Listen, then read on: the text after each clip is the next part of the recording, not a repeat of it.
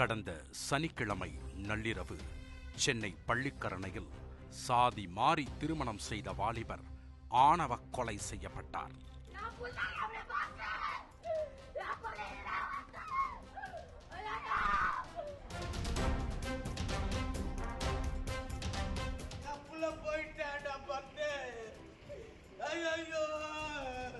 பெண்ணின் சகோதரர் தான் ஸ்கெட்ச் போட்டு அந்த கொடூரத்தை செய்ததாக குற்றம் சாட்டப்பட்டது.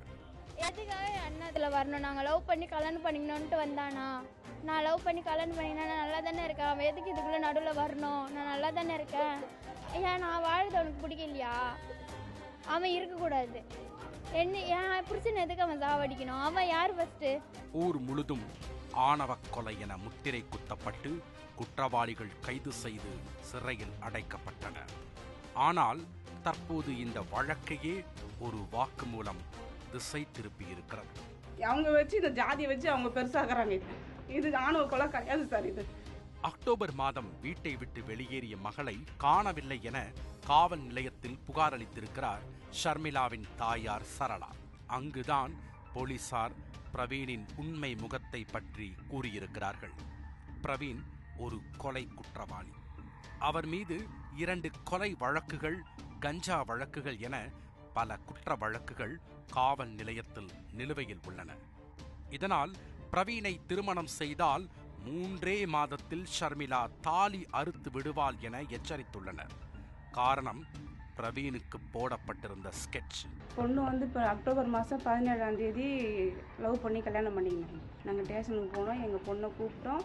எங்கள் பொண்ணு எங்களோட வரமாட்டேன்னிட்டாங்க. அப்போ ஸ்டேஷனில் எல்லாரும் எங்களுக்கு என்ன சொன்னாங்கன்னா, இன்ஸ்பெக்டர்லேருந்து எஸ்ஐலேருந்து அங்கேருந்து எல்லாருமே அவன் வந்து காவல்துறை அதிகாரி, அவன் வந்து 2 கொலை பண்ணியிருக்கிறான். கஞ்சா கேஸ் இருக்குது. அவனுக்கு வேறு ஆம்பளே கிடைக்கல. அவன் பொண்ணுக்கு எதுக்கு அந்த பையனை தேர்ந்தெடுத்தாங்க? கொல்லப்பட்டவர்களின் தரப்பினர் பழிக்கு பழியாக பிரவீனை கொலை செய்ய நேரம் பார்த்து வந்ததாகவும் கூறியிருக்கிறார்கள். இதனால் பிரவீனுக்கு எந்நேரமும் மரணம் நேரக்கூடும் என அறிவுரை கூறியுள்ளனர். ஆனாலும் ஷர்மிளா பிடிவாதமாக இருந்ததால் பிரவீனுடன் சேர்த்து வைக்கப்பட்டிருக்கிறார்.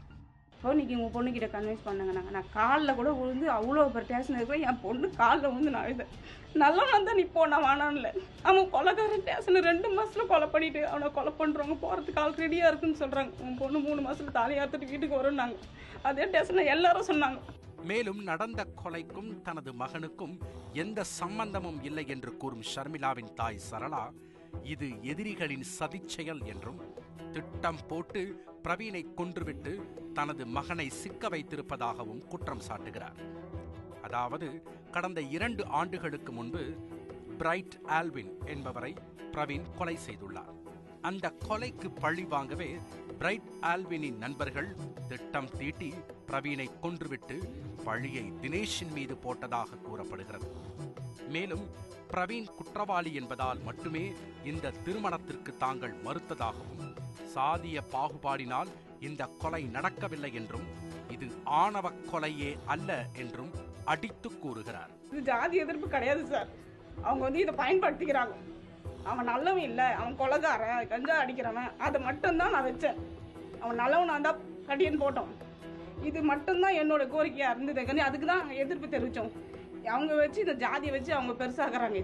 இது ஆணவ கொலை கிடையாது சார். இது ஒரு எறும்புக்கு கூட கெடுதல் நினைக்காத தினேஷ் எப்படி ஒரு கொலை செய்ய துணிவான் என்று கதரும் சரளா, மகனுக்கு நீதி வேண்டும் என சொல்லி கண்ணீர் குரல் விடுத்திருக்கிறார். இப்படி ஒரு கோணத்தில் இந்த வழக்கு நகரும் என்பது யாரும் எதிர்பார்த்திராத ஒன்று.